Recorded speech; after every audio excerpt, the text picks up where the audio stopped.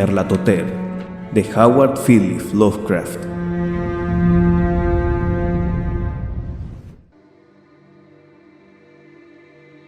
Nyarlathotep, el caos que se arrastra.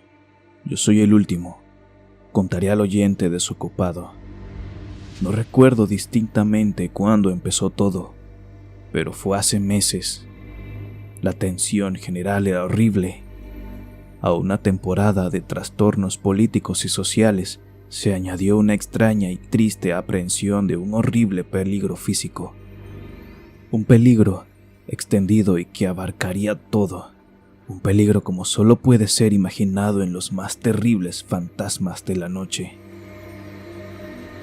Recuerdo que las gentes iban y venían con rostros pálidos y preocupados, y susurraban advertencias y profecías que nadie se atrevía a repetir conscientemente o a reconocer en su fuero interno que habían oído. Una sensación monstruosa de culpa se dejaba sentir sobre el país, y en los abismos que hay entre las estrellas soplaban corrientes desapacibles que hacían que los hombres se estremecieran en lugares oscuros y solitarios. Había una alteración demoníaca en la secuencia de las estaciones. El calor se prolongó durante el otoño de modo temible, y a todas las personas le parecía que el mundo, y quizás el universo, había pasado de control de los dioses o fuerzas conocidas al de otros dioses o fuerzas desconocidas. Y fue entonces cuando Nyarlathotep salió de Egipto. Nadie sabía quién era, pero era de la vieja sangre nativa y tenía el aspecto de un faraón. Los Fellaín se arrodillaban cuando lo veían, y sin embargo no sabían por qué. Él decía que había surgido de la oscuridad de 27 siglos, y que había oído mensajes de lugares que no estaban en este planeta. Nyarlathotep vino a los países civilizados, moreno, delgado y siniestro, siempre comprando extraños instrumentos de cristal y metal y combinándolos para formar instrumentos aún más extraños. Hablaba mucho de las ciencias, de electricidad y psicología, y hacía exhibiciones de poder con las que sus espectadores quedaban sin habla, pero que sin embargo aumentaron su fama hasta un grado sumo. Los hombres se aconsejaban unos a otros ir a ver a Nyarlathotep y se estremecían. Y donde iba Nyarlathotep el descanso desaparecía, porque las horas de la madrugada eran desgarradas con los gritos de las pesadillas. Nunca antes los gritos de las pesadillas habían sido un problema público semejante, y ahora los hombres sabios casi deseaban prohibir el sueño en la madrugada, para que los alaridos de las ciudades inquietaran menos horriblemente a la pálida y lastimera luna, que brillaba con luz tenue y vacilante sobre aguas verdosas que se deslizaban bajo puentes y viejos campanarios que se derrumbaban contra un cielo enfermizo. Yo recuerdo cuando Nyarlathotep vino a mi ciudad, la grande, la antigua, la terrible ciudad de los crímenes innumerables. Mi amigo ya me había hablado de él y de la irresistible fascinación y encanto de sus revelaciones, y yo deseaba ardientemente explorar sus más recónditos misterios. Mi amigo me dijo que eran horribles e impresionantes, más allá de mis más enfebrecidas imaginaciones, que habían sido proyectadas en una pantalla en la habitación a oscuras, cosas profetizadas que nadie, excepto Nyarlathotep, se había atrevido a profetizar, y que en el chisporroteo de sus chispas allí les habían quitado a los hombres lo que nunca les habían quitado antes y que solo se mostraban en sus ojos.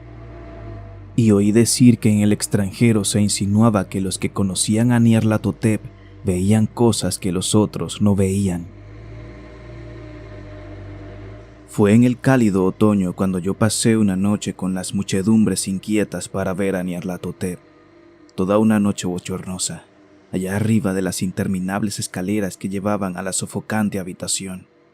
Y con sus sombras proyectadas sobre una pantalla vi formas encapuchadas entre ruinas y rostros amarillentos y malignos que atisbaban desde detrás de monumentos caídos. Y vi al mundo batallando contra la oscuridad, contra las oleadas de destrucción procedentes del espacio infinito, arremolinándose, agitándose, forcejeando en torno de un sol que se apagaba y enfriaba. Luego las chispas saltaron de forma asombrosa alrededor de las cabezas de los espectadores, y los cabellos se pusieron de punta, mientras que las sombras más grotescas que yo pude mencionar salieron y se posaron sobre las cabezas. Y cuando yo, que era más frío y científico que el resto, musité una protesta hablando de impostura y de electricidad estática, Nyarlathotep nos echó a todos fuera, por aquellas escaleras vertiginosas, abajo hacia las húmedas, cálidas y solitarias calles de la medianoche. Yo grité muy fuerte, diciendo que no tenía miedo, que nunca podría tener miedo, y otros gritaron conmigo para aliviarse. Nos juramos los unos a los otros que la ciudad era exactamente la misma y que seguía viva, y cuando las luces eléctricas empezaron a ponerse mortecinas, maldijimos a la compañía una y otra vez. Y nos reíamos de las caras tan raras que poníamos. Creo que sentí que algo descendía de la luna verdosa, porque cuando empezamos a depender de su luz, de modo involuntario formamos encuadro y emprendimos una marcha, como si supiéramos nuestros destinos aunque no nos atreviésemos a pensar en ellos. En una ocasión miramos el pavimento y vimos que los adoquines estaban sueltos, desplazados por la hierba, con apenas algún riel de metal oxidado que mostrara por dónde había corrido los tranvías. Y de nuevo vimos un tranvía solitario, sin ventanas, estropeado, casi volcado. Cuando miramos en torno al horizonte, no pudimos ver la tercera torre que había junto al río, y observamos que la silueta de la segunda torre estaba destrozada en su parte superior. Luego nos dividimos en estrechas columnas, cada una de las cuales pareció dirigirse en diferente dirección.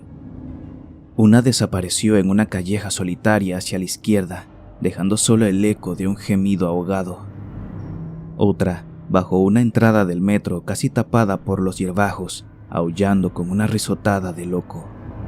Mi propia columna fue chupada hacia el campo abierto, y entonces sentí un escalofrío que no era propio del cálido otoño, porque cuando llegamos con paso furtivo al oscuro páramo, vimos que nos rodeaba un infernal brillo lunar de nieves malignas.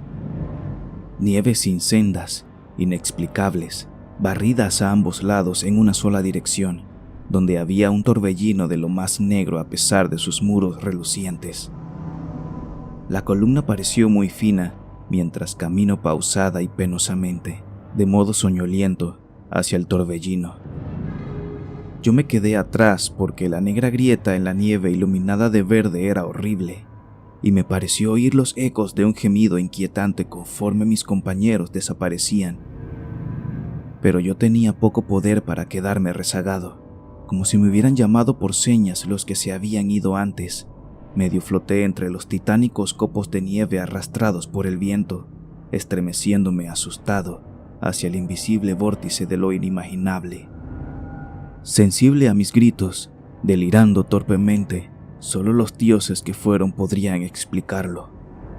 Una sombra enfermiza y sensitiva retorciéndose en manos que no eran manos, girando ciegamente y dejando atrás medias noches espectrales de creación podrida. Cadáveres de mundos muertos con llagas que fueron ciudades. Vientos sepulcrales que cepillaban las pálidas estrellas y las hacían parpadear muy bajas. Más allá de los mundos, vagos fantasmas de cosas monstruosas, columnas medio entrevistas de templos no santificados que descansan en rocas sin nombre bajo el espacio y que alcanzan hasta los vertiginosos vacíos que hay por encima de las esferas de luz y oscuridad. Y a través de este repugnante cementerio del universo, un ahogado y enloquecedor batir de tambores, y el fino y monótono gemido de flautas blasfemas desde las inconcebibles y oscuras cámaras que hay más allá del tiempo. El detestable golpeteo y los silbidos aflautados allá donde danzan, lenta y torpemente, de modo absurdo, los gigantescos y tenebrosos otros dioses, las ciegas, mudas y estúpidas gárgolas cuya alma es Nyarlathotep.